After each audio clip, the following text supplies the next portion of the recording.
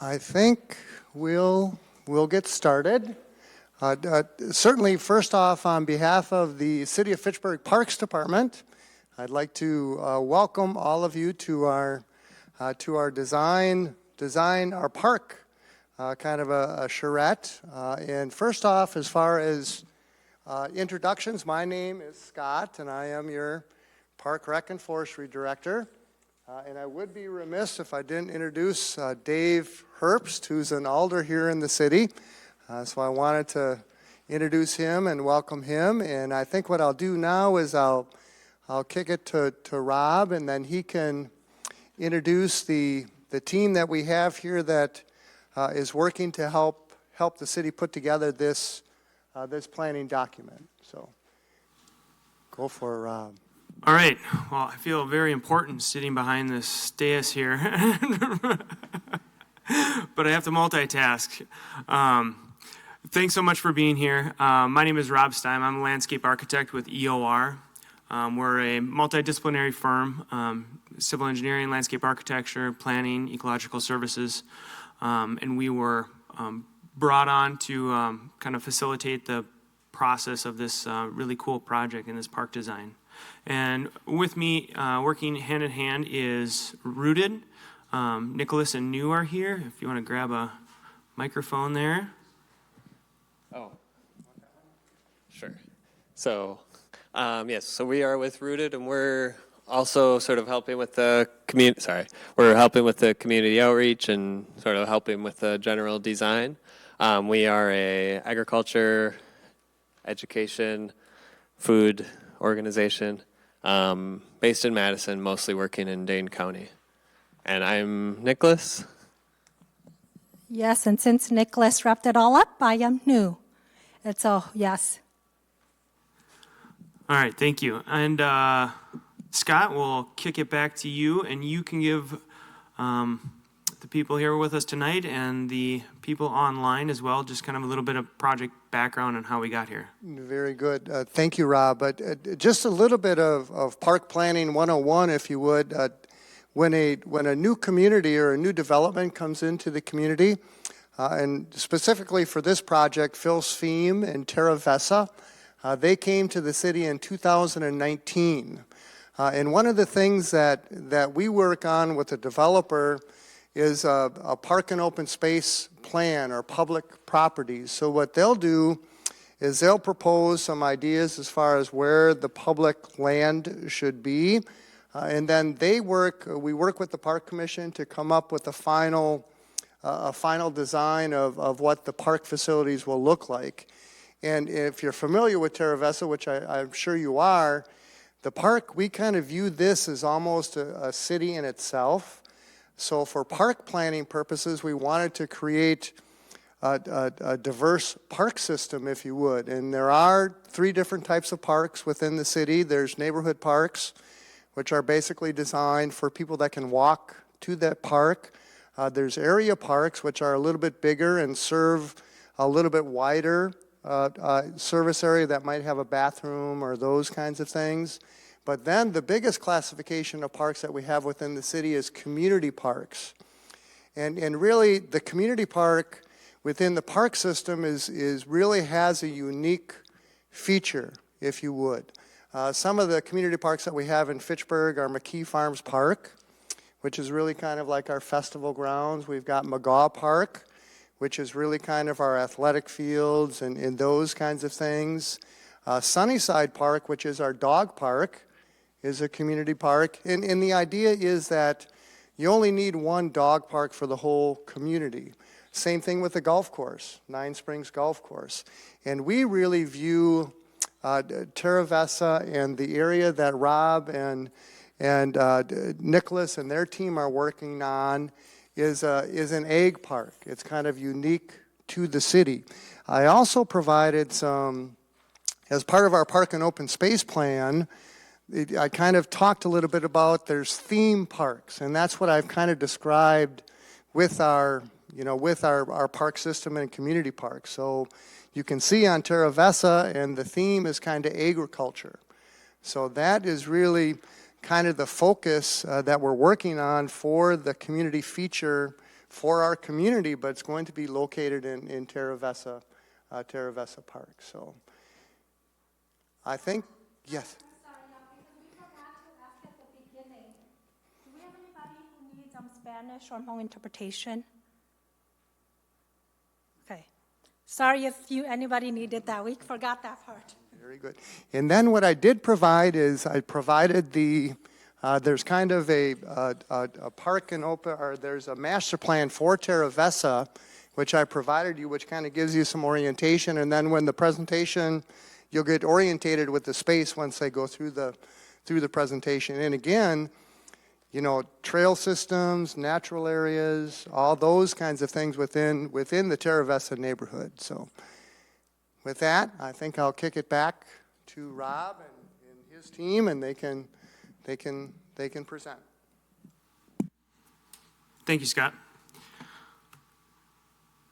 Okay, so just a little rundown of kind of the agenda for tonight is that we're going to provide some background information, which we've done already. I'm gonna go through a couple of things, and then Nicholas and New are going to kind of engage with you a little bit and kind of provide a little more background information about what an agricultural park could be. And then we're going to do just a small breakout session where we can kind of split into small groups around tables and kind of get some ideas and thoughts out there in the matter of you can draw right on some plans that I have out there or sticky notes, just things that, and I'll explain that a little bit more when we get to that point. But just ideas and thoughts, concerns, hopes, aspirations of what it could be. We'll come back together, give a little rundown of that, and then I'll talk a little bit about next steps in the park planning process. So that's just kind of a broad overview of what we'll be doing tonight. And if questions arise throughout the presentation, feel free to chime in. This doesn't have to be too stuffy or formalized, so I encourage dialogue. A little bit of background that Scott had already provided. This is a planned community, but it's very unique, not only to Fitchburg, I think, but kind of Dane County. And it used different zoning techniques to kind of develop this neighborhood. And as a result of the development of this neighborhood is this outlot, which is going to be this future park space. And as you can see in the slide here, there's kind of three phases of evolution that I'm showing here. On the far left, you can see historically this property had been farmed for market agriculture at one time. And then during the development of the Terravessa neighborhood, there was a lot of borrow, which is a lot of earth moving to create the infrastructure to develop Terravessa neighborhood as well. So you can see in that middle section there, you can see a lot of earthwork going on in that. And outside of just the neighborhood, there's regional stormwater and considerations of like managing stormwater due to this kind of major impact to the site in the area. And then on the far right there, you can see it's more current conditions. Terravessa continues to grow. It's in its third edition currently. EOR is currently designing that third edition right now, and I think second edition has just wrapped up development, which is nice because it gives us a lot of background on the site to what's been done there thus far and how it got to the state it is now.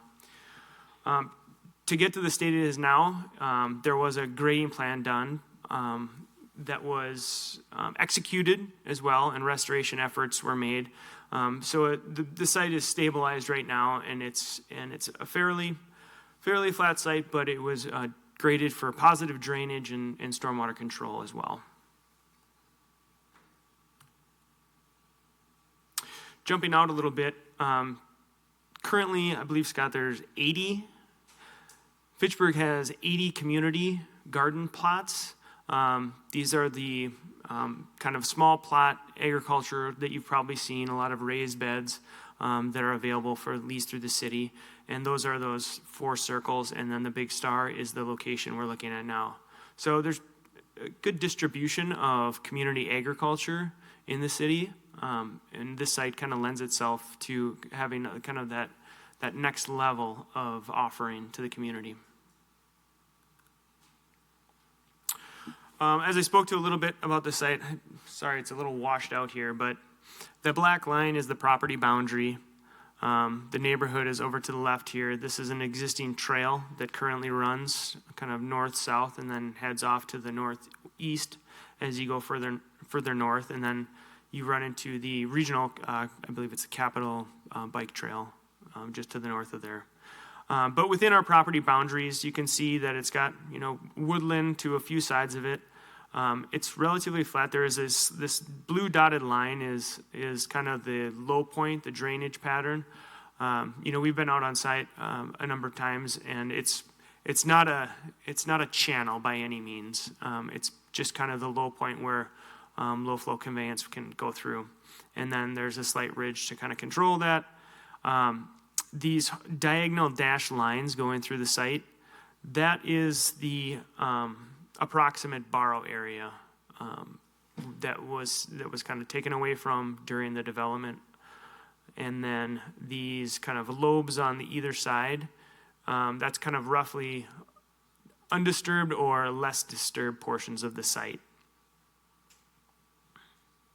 As part of that grading exercise in restoring this area, it was foreseen that it makes a lot of sense to have parking and access to the site on the south central portion of the site.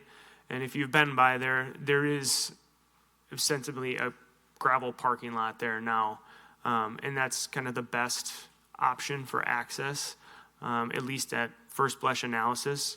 Coming from the north off of Larson Road, there is some visual barriers coming over a hill. It's not the best for an access off that site right there.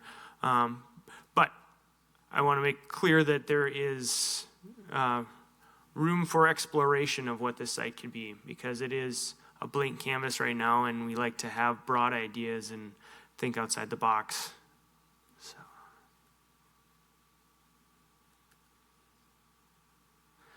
These are just some kind of overview shots. And I believe I was told that this is being recorded as well, so if this looks a little washed out for folks in the room here, you will be able to revisit this if you want a better view, so I apologize for the resolution here. But just you can see some of these shots here are kind of finishing up that borrow portion of the site, and then the bottom one, there's a little bit more restoration. All right.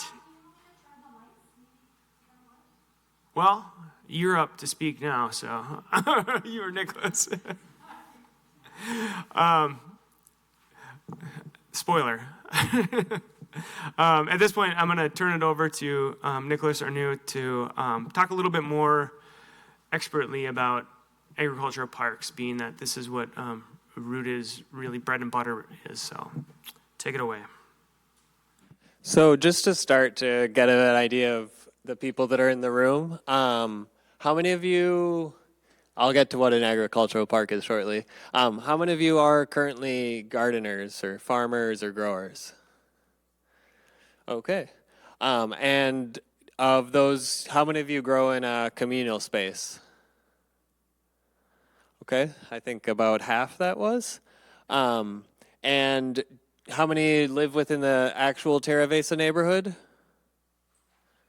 And this is maybe a geography quiz now, but within a mile of where the park will be? Okay, wow, okay. And have you ever been to an ag park? This might also be a, okay, we got Joe and Himwa. So an ag park, as Rob was saying, it can be pretty broad what it is, but in general, it's a cooperative, it's a growing space where people somewhat collaboratively, and the amount of collaboration varies on the projects, but it's a place where people grow food or other agricultural products with some degree of openness to the community. So we'll sort of go through different examples of ag parks or park-like things. But that's sort of, we're going to give you examples, but don't take that as each of them as an example of how this park has to be, just as different ways that it could be. So just sort of some components that an ag park sometimes has. Oh yeah, see how good I did. Publicly owned land where people are able to collaboratively grow food with access to the community. So just to define some of these terms, so edible landscaping, that would be, so often you think of a forest, but a forest which has lots of food crops in it, so cherries or apples or plums, elderberry trees. It can also be, it's usually perennial crops, so it's sort of less maintenance required. And it's usually tended by a person or a group of people and then is open for harvest for the entire community. Sort of getting a little bit more managed, you have community orchards, which is less looking like a forest and more looking like only food products, has a lot of management, or at least more management, and maybe it's less general, you can go in and harvest, and more it's perhaps grown for the community, grown for a food pantry or grown for what have you. And then you have community garden plots, which in this case, community gardens can mean a lot of different things too. They can be where a community comes together to grow a bunch of food for the general community, or you can have sort of plots, a plot-based garden where each household has their own little 20 by 20 foot or 100 by 100 foot or 1 acre plots where they're growing food for themselves or for a project they might have. And then I'm going to skip to food pantry gardens. Again, that would be sort of, again, a plot of varying size where the food's grown specifically for donation to a food pantry or to a community meal program or general donation. And then educational programming, one thing we want to think about is not just what exists on the site, but the activities that could happen on the site. Because as we think about activities, that'll affect how we design the eventual site. And so one of those often is educational programming. So school garden programming, school food education. And then sort of with that, sort of other added benefits, other activities would be recreation. So you would put paths in for people to be able to walk along the natural areas, walk along the community gardens. You have native vegetation, so around here, forests, wetlands, prairies, and with that you often have pollinator habitat or other ecologically important benefits for the environment, for the community, and sort of getting into activity. It can be a space for sort of organic gathering, so people just happen to come together in a park and you have all the different people coming together, or you can have specific community gatherings like planned. Again, also with an ag park, you often will see some green infrastructure initiatives, so that can be like the solar panels, which you see on the right, or it can be sort of, again, the water system things like a rain garden, a rain garden, sort of a small area where water is collected to reduce flood surges when there's a rainstorm, or you can have, bioretention swales or retention ponds. And then again, sort of bringing that together, there's bikes and walking paths, but then how that integrates with the general neighborhood flow of people, how it integrates with neighborhoods, I think is another thing to think about, like how, not just what's there, but how you'd use the park. So I think going to some examples of parks or park-like structures, we will, just to give you an idea of how these things can work together, one ag park we will talk about is the Silverwood County Park. It's part of the Dane County, which is the county that we're in, park system. And that park is 294 acres. For reference, this park is 16, correct. So it's quite a bit bigger. A large part of it runs along a lake, and there's forested area. There's community garden plots, which I think are around quarter acre, maybe a bit smaller, some varying sizes. There's also some grazing land, and there's some market farmers, a few market farmers, I believe. And what you see here, they have some agroforestry projects that are run by the Savannah Institute, and there's rows of I think it's mostly corn, beans, and not squash, small grains. And then there's rows of black walnuts, poplars, cherries, sort of different types of agriculture, and also nice to look at. So there's your park. And I will hand it over to Nu to talk about some other parks. And feel free to jump in or has anyone been to Silverwood? No one? Okay. Oh, Robert, nice. Okay. Yes, thank you, yes. So some of the existing, I'll be talking about some of the existing egg parks that Rooted has leases over. So there's the Anderson Farm County Park out in Oregon. It is on Union Street. And so the picture that you see here, like Rob says, sorry for the washout. It looks great though, like if you look at the small screen over here, it's beautiful. Just sorry on the bigger screen, it's not so much. But yes, so here I will be. So if you actually look at the top corner, at the top right corner, yes, up there it's woodlands, oak trees, and then it grows out to be a prairie.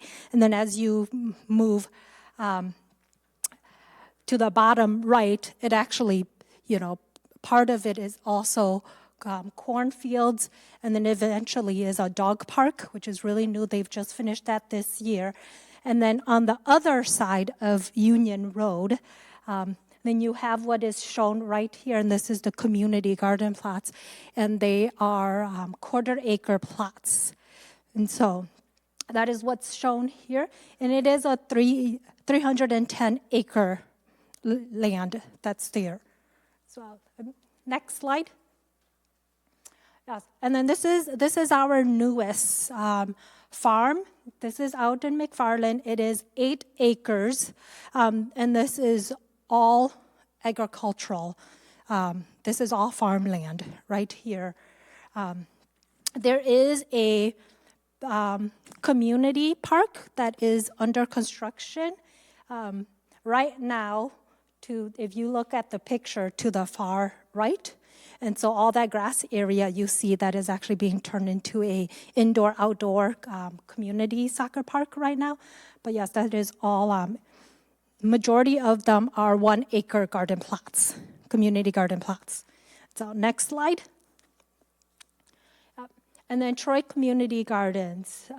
So Troy itself is on the north side of Madison. It sits on 25 acres of land.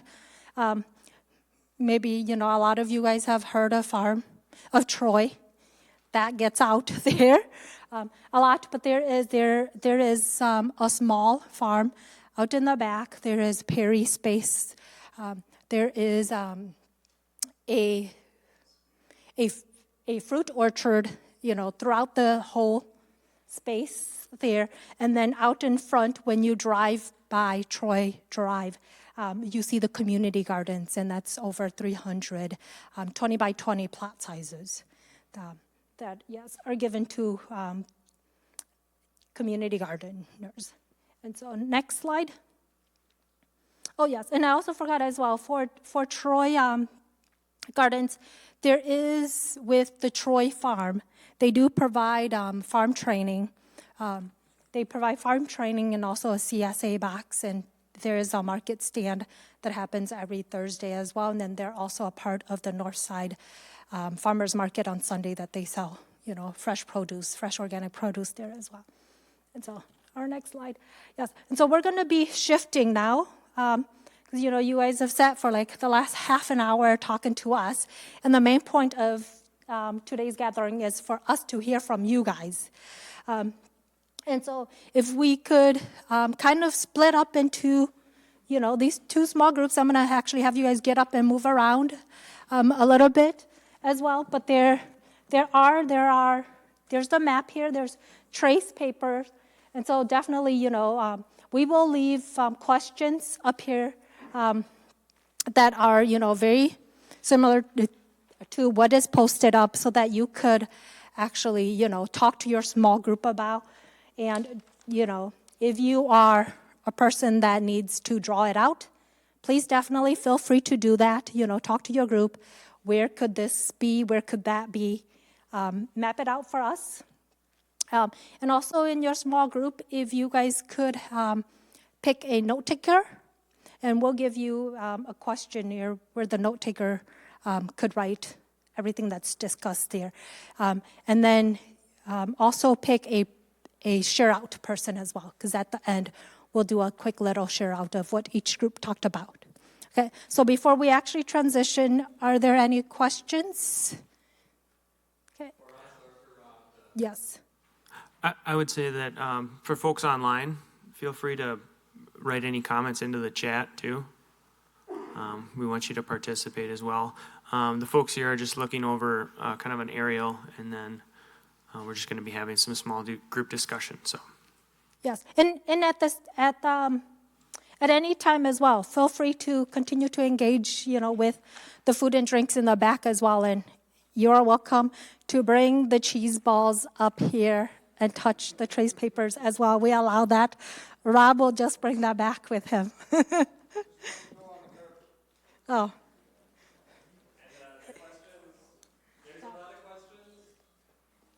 There's a handout of questions. So the questions are definitely just a guide, like Nicholas says. So if you have, something else that's not on the questions, this is a moment for you to share your hopes, your dreams, your concerns with the space. Okay, well,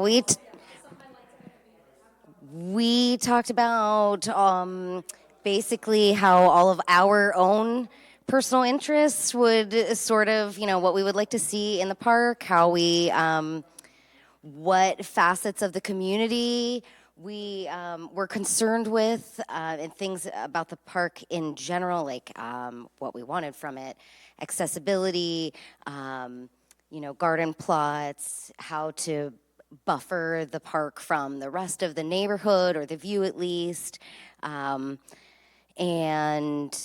the actual plantings that we might want in terms of food production, or edible crops as a buffer, as well as having maybe a tree nursery, ways to get the schools involved, maybe having a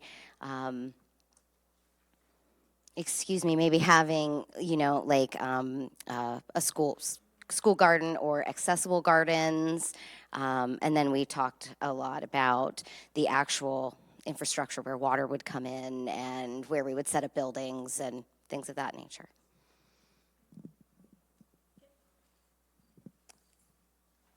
And then, who's your speaker? Hey. So we said we were talking a lot about community gardens, and some of the things people thought that it was a good plan, but there was sort of a lot of concern. So what you do when there's extra produce, and people thought it'd be a good way for have it not go to waste. So a mechanism for donating to pantries, or a way for gleaning to happen, for people to come and harvest excess. The Groundswell Conservancy, which runs a few nearby properties, thought it would be a shame not to partner with Is that too much to say? Anyway, there's some partnering opportunities.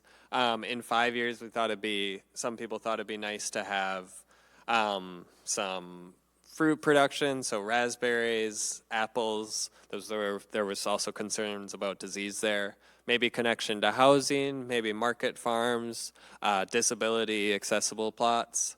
And then as far as resources necessary, we thought ways of replenishing the soil, so composting, bringing leaves in, bringing other fertilizer in, and then definitely thought water was necessary, and water that was available to all the, again, mostly talking about community gardens, sort of all the gardeners at the place. And then ways to make it minimize work for people using the space, so having borders that were easy to maintain or borders that were maintained by staff. And then similarly thinking about if there was going to be an edible landscaping, if there was going to be an orchard, who would maintain it. And then just thoughts about how to make it look nice for the neighbors. So agriculture often is not designed for appearances, it's designed for production, and how to sort of balance that with avoiding complaints from the neighbors and making it nice for the people that live in the area to have nice things to look at. So maybe edges of flower plots or pollinator habitat or prairies. Yeah, also some worries about vandalism and about deer, which are, I guess, also vandalism. I don't know if we can do a Zoom report. I can do that. Okay. I will just give a quick rundown. It was a lot of excitement and positivity about things. Kind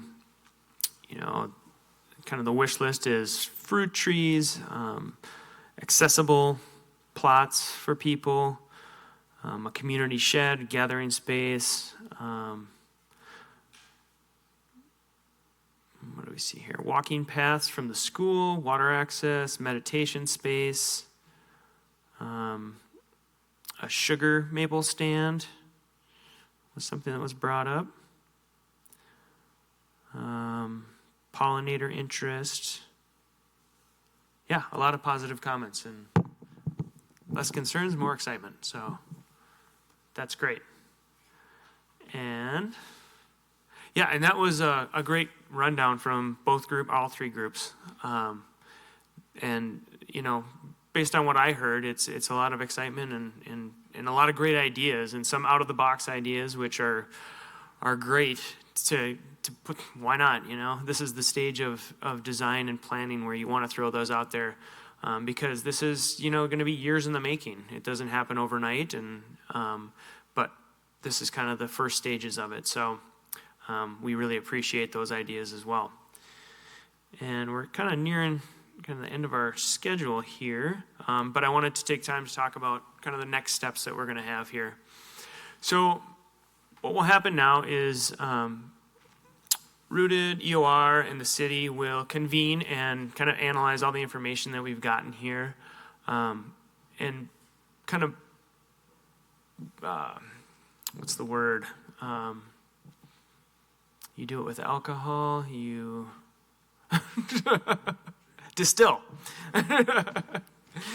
Distill this information down into something that we're going to translate onto paper. So what we will do is develop some concept plans that actually lays out some of these great ideas into kind of the physical space that we have to work with. And after we create those, then we will get more feedback from the community about what we want. We like this from plan A, this from plan B, and then that'll ultimately bring us to our final plan. So we're at this first public meeting right here. We're going to check in and develop some schematic design. This is not the design. This is just an example of kind of a schematic sketch of what you can kind of expect the site to kind of look like in a schematic level, and then we'll have design alternatives, and then finally we'll have a master plan. And not only that, we'll have costs associated with that and phasing. Because like I said, this is something that takes years to make and it doesn't happen overnight. So working with the city staff and budgeting and understanding what are budget limitations and opportunities, grants and things like that, partnerships, maintenance and programming requirements, all that gets kind of fleshed out moving forward. So the next step is to create those concept plans to share with you a little ways down the road. And that kind of wraps up our agenda for this evening. Does anybody have any questions that they would like to pose to us?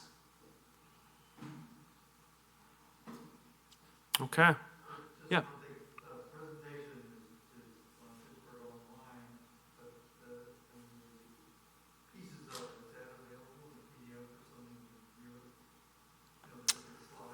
Yeah, I can get that to Scott and he can make that available. Just the PowerPoint? Yeah. Yep. I'll ship it off to you. Make that available for you. Oh, you're welcome. There are also our business cards on the tables as well, so if you go home tonight or tomorrow, you're like, oh my gosh, I forgot to share this. Or, oh, this will be amazing. Email us. Right. We will include that all in this one. Excellent. And Okay, take, well, we thank you for your participation. It makes all the difference in the world, and we're super excited to advance this, and stay tuned. take some food with you. When Yeah, cheese balls, crackers.